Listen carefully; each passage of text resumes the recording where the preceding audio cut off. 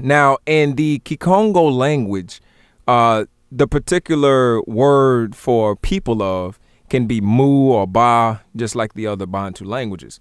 But also you could say besi. Besi means people of.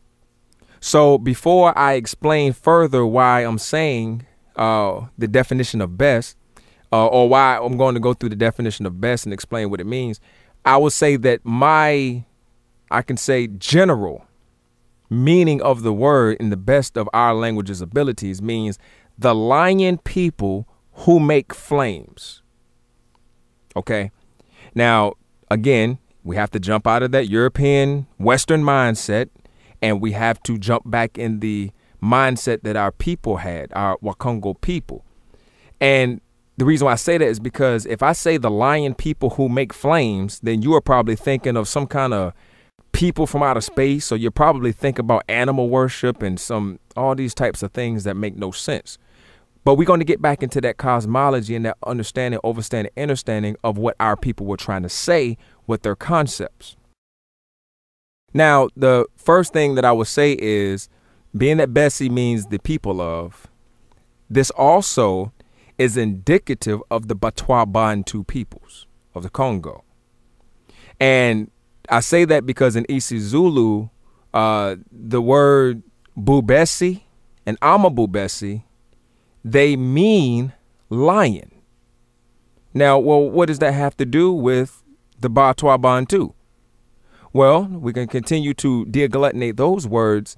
And in isiZulu, the word Mbube means lion also. But also the word Amabubesi means both lions, plural, and it also means thick, fierce people. See, thick, fierce people. Recall what I said about the stature of the Batwa Bantu. If you've ever seen a Batwa Bantu, our beautiful black-skinned people, they have very thick, short statures. So they were considered thick, fierce people because of their short stature, and they were equated with the lion because of their fierceness and fearlessness. And this is why, again, if we go back to, as I said, the movie Shaka Zulu, Ushaka Kaama Zulu. If we go back to this movie, you will see that when they had to perform a ritual on Ushaga when he was a child, his father, Sensangankona, had ordered the Batwa priest to come and take the blood from Ushaga. And when he did that, his whole entire court were Batwa Bantu peoples. So they, again, were revered for their special, as you say, powers, but they were more so revered for who they were. And I'll show you why as I go along. Now, the Kikuma language, being that this lesson will be geared more so toward the Kikuma language, I will be giving the definitions out of the Wallace Budge Dictionary of Egyptian Hieroglyphics. And according to Professor Michael Porter in his book, Kill 'Em Before They Grow, he says in this book that you can never trust the oppressor to properly educate the oppressed.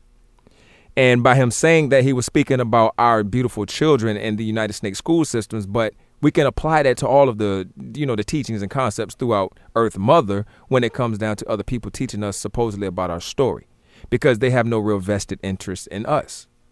Again, like I said. So I will be speaking out of the Wallace Budge book, but only because it's probably the most popular, as you say, hieroglyphic, Madua and Chorta book that can be found. So if you turn to page 110 of Budge's book, you will see a word at the bottom called ABES. ABES, spelled A-A-B-E-S. And of course, he gives the symbolic spelling of the word, and he has the definition to mean a fire or a flame. Now, this word ABES, again, is his pronunciation. And oftentimes people take this as the pronunciation or pronunciation, and they run with it even when we are trying to discuss things in an African-centered consciousness. And again, that is detrimental. So if we take it to our people's tongues and our people's languages, that word that Budge is calling ABES, A-A-B-E-S, would actually be pronounced Basa. Basa in isiZulu. And this Basa, B-A-S-A, means to make up a fire or to light a fire. Okay? Basa means to kindle and light flames, light fires, and everything of the sort. So before I continue on from there, we will get into another Bantu rule. And this Bantu rule states that the letter S, as in simple, is also pronounced with the letter combination SH, sh, as in shut the door. See, and this is also seen in the Hebrew language. This is why the letters seen and sheen are the exact same letter, but you know, Eliasa ben Yehuda through the whatever the vowel sound or whatever the mark on top of the sheen. When you say sheen, it's on the right, seen is on the left, but it's the same letter. Okay. So the letters S and the letter combination SH, sa and sha, are the exact same letters and sounds, because then these were oral languages. So back to the point. That word basa, make up a fire, light a fire, kindle, light a fire, and whatnot. It can also be pronounced basha. Basha. Now that word basha also has what you called a passive form of that word, which is called bashwa. Now, this word basha or bashwa means dwarf, stunted, undergrown person. Obviously, we're speaking about the Batwa. Okay? If you recall from a previous lesson, I said these pronunciations are the same. Now, you can find this letter shift also in the Akan language. Some people say the shwi. Some say the she, some say the chui, but they're all the same language. They're all the same pronunciation of the same word. So there's that shift of that T and the SH. So in isiZulu, Bashwa would mean Batwa, which means dwarf, stunted, undergrown people. But that word also Basha, which also has a passive form, would be pronounced Baswa, which means those who make fire. So this is why the Bashwa, Batwa, and isiZulu were called those who make fire, the stunted people who make flames. Go back to what I said in the beginning, BES, the lion people who make flames. So let's continue on.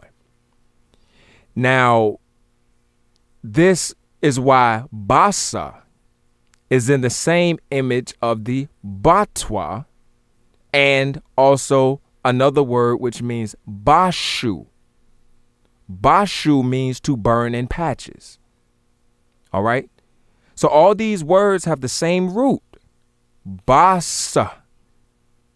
And then the consonantal spelling would be B-E-S or B-A-S, going back to that Basa.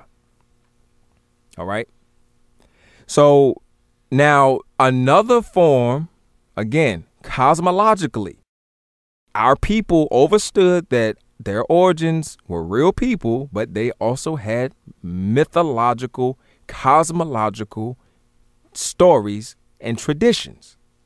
So let's get into that for a second. Another form of that word basa is umbasa, spelled U-M-B-A-S-A, umbasa. Now, this word umbasa, again, means to kindle, light a fire, make a fire. But this is also the lunar month of the Amazulu. The word umbasa represents an Amazulu lunar month.